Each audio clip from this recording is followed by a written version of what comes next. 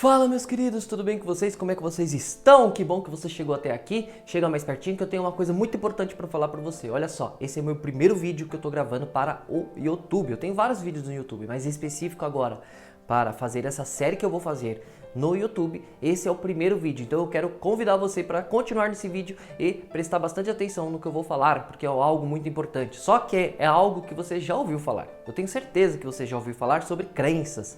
Às vezes você deve estar até de saco cheio de ouvir, mas eu vou explicar de uma forma diferente, sabe por quê? Olha só, eu sou coach financeiro, sou formado pelo Instituto Coach Financeiro do Roberto Navarro, o maior coach financeiro do Brasil, mas eu sou pós-graduando em neurociência. Eu gosto bastante de estudar sobre essa questão da mente, como a mente funciona, então eu vou explicar falando um pouquinho sobre crenças de uma forma que você talvez não tenha ouvido falar, tá? Puxa, mas caramba, todo mundo fala sobre crenças e tudo mais. Eu já tô cansado de ouvir isso. Você deve estar pensando isso. Pois é, eu também pensava a mesma coisa. Muitas pessoas falam sobre crenças, mas aquela coisa bem rasa. O que a maioria das pessoas já sabem, que são crenças limitantes e também tem aquelas crenças que impulsionam. Mas por que existem essas crenças, né? Por que a nossa cabeça, a nossa mente funciona dessa forma? Por que nós temos esse negócio de crença? Ah, eu não tenho crença nenhuma. Todo mundo tem crença. Se você não tem crença, você deve ser uma pessoa de outro planeta. Todo mundo tem crença. E isso tem tudo a ver com isso aqui, ó.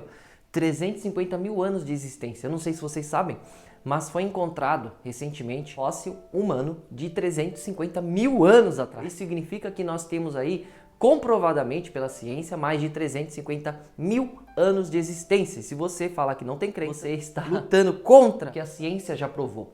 E olha só, a espécie humana, ela começou a dominar a Terra nos últimos 5 mil anos. Então, a maioria da nossa existência aconteceu de forma primitiva, que são aqueles homens das cavernas, os neandertais, o que você pode chamar, os homo sapiens, né? E nós herdamos muitos instintos primitivos dessa galera aí, dos nossos avós primitivos, vamos chamá-los assim, tá bom? Então, se você fala que não tem crença, você não é humano.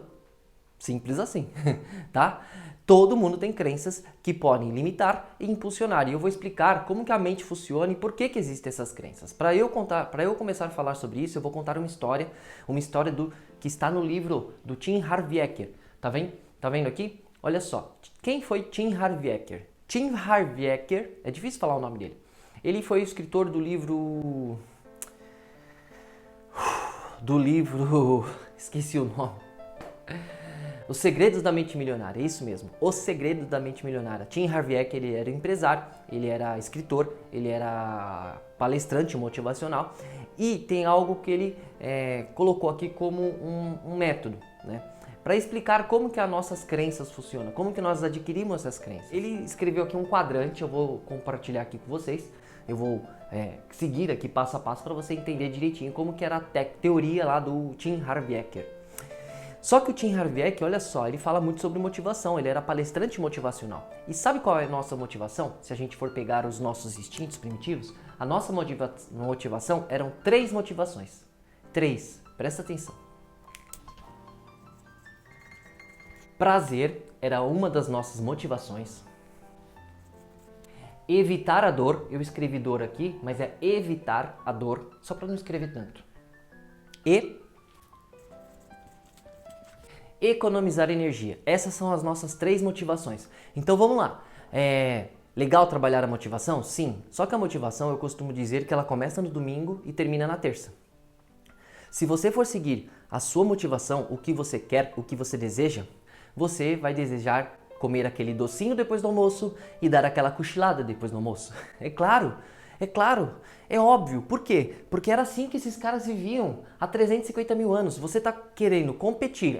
Pensa num cabo de guerra, né? Sabe cabo de guerra? Que uma turma puxa para lá, outra turma puxa para cá. Qual você acha que vai vencer? 350 mil pessoas ou 5 mil pessoas de um lado? Qual você acha que vai vencer? Com certeza, 350 mil pessoas, porque tem muito mais pessoas. Vamos transferir isso para anos.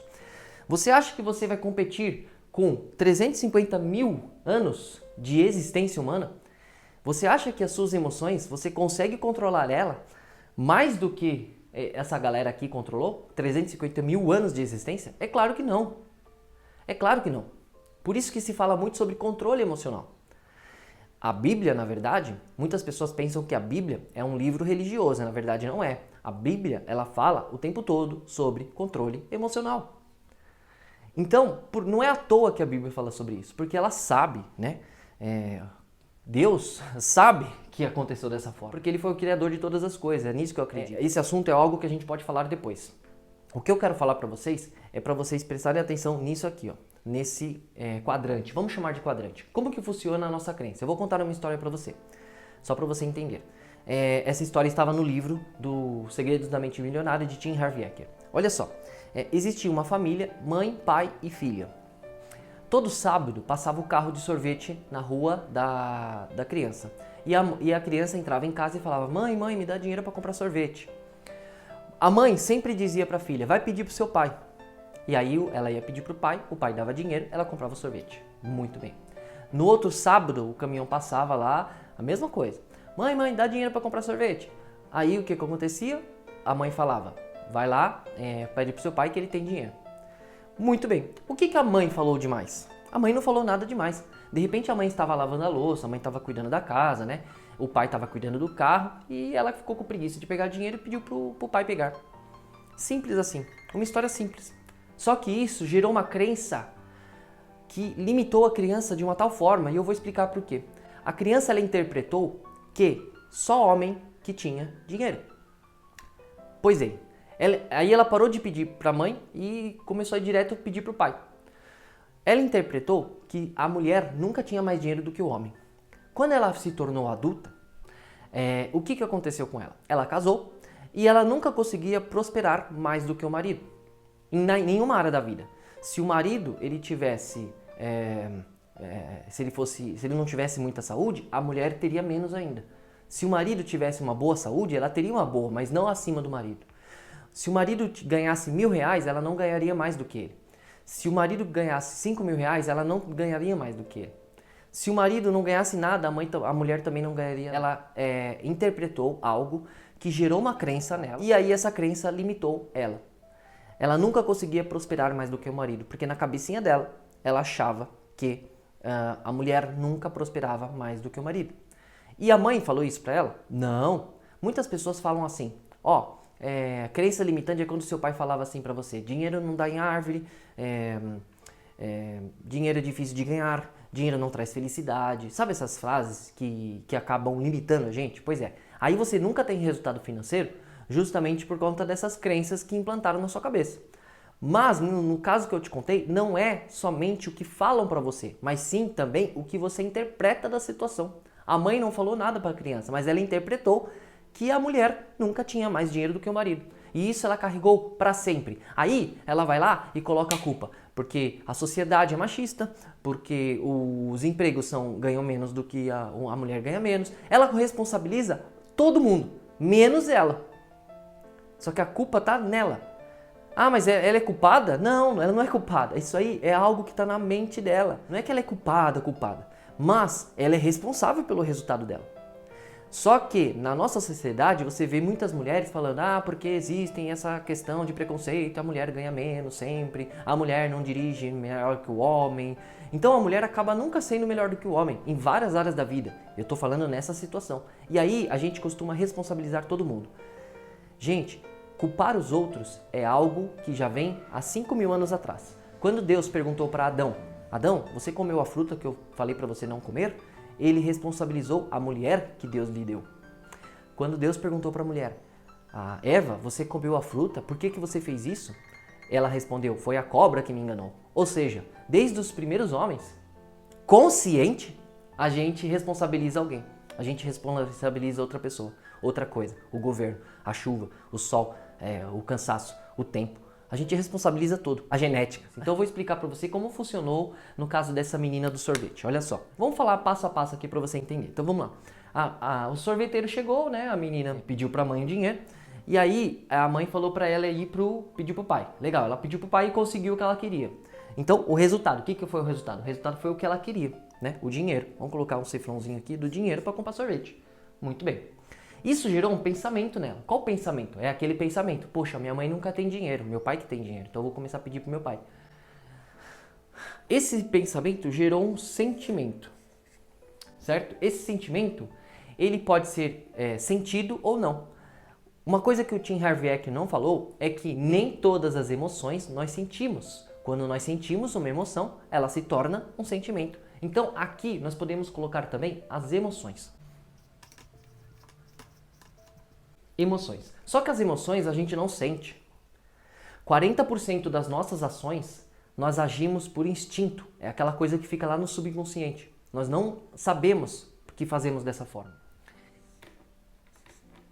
A ação, 40% das nossas ações, elas são instintivas. Você não sabe que você toma essa ação, essa atitude.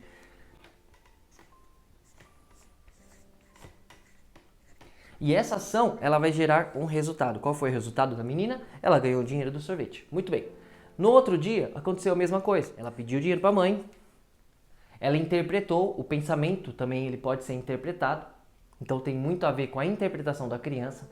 E por isso que é muito delicado você educar uma criança para que ela não tenha tantas crenças limitantes, tá?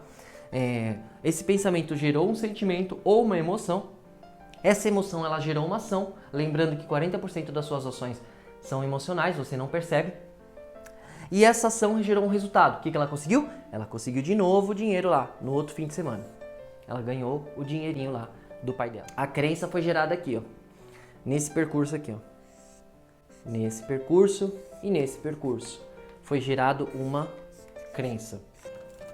Qual é a crença? A crença é que a mulher, né, no caso, ela não prospera mais do que o marido. Essa foi a crença que a criança teve. Isso se torna uma crença que ela carrega para a vida adulta dela. Putz, Reinaldo, caramba, que coisa chata. Mas e aí, como é que eu vou saber? Gente, olha só, eu tô contando essa história da criança e do sorvete, mas muitas vezes o adulto, ele não sabe aonde que está essa crença. E na Bíblia fala justamente sobre isso. Para você saber se a sua crença ela é boa ou ruim, você tem que ver os resultados. Os resultados. Que na Bíblia fala-se do fruto. Não há árvore boa que dê fruto ruim. As árvores boas, elas dão sempre frutos bons. Não há árvore ruim que dê frutos bons. Árvores ruins sempre dão frutos ruins. Então, veja o seu resultado. Na sua saúde, qual é o seu resultado? Na sua vida financeira, qual é o seu resultado? Nos seus relacionamentos, quais são os resultados? Se esses resultados não estão bons, é justamente porque você tem uma crença que está te limitando. Simples assim.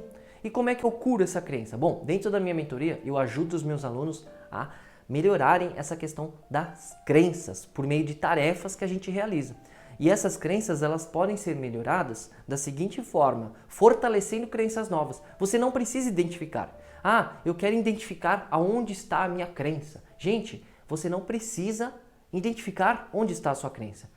Pega a sua crença que você tem, que talvez você nem saiba onde está lá no subconsciente, e fortalece crenças novas. Começa a colocar crenças novas. E quais são as crenças novas? De que dinheiro é bom, de que dinheiro pode ajudar as pessoas, que dinheiro você pode dar segurança para sua família, coisas desse tipo. Quando você instala essas crenças novas, você tem que fortalecer essas crenças novas.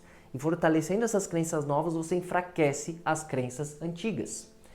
E aí você acaba tendo melhores resultados. No próximo vídeo, acompanhe aqui no canal, tá? Acompanhe no canal, acompanhe no Instagram, porque no próximo vídeo eu vou explicar o porquê que existem essas crenças, né? Por que a nossa mente, ela tá muito ligada a esses 350 mil anos aí de existência e por que a nossa mente, ela age por essa motivação aqui, por prazer, evitar a dor e economizar energia.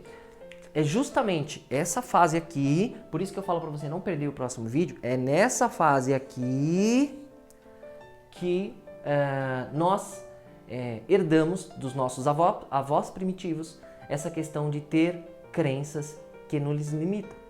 Crença, ela é um sistema de crenças, de coisas que você acredita. Eu vou falar mais sobre isso também, como chave interpretativa. Fica no canal aí, acompanhe os vídeos que eu vou colocar muitos vídeos falando sobre crença. Nós herdamos dos nossos avós primitivos algumas incertezas e aí a gente elimina essas incertezas e a gente foca só em uma certeza.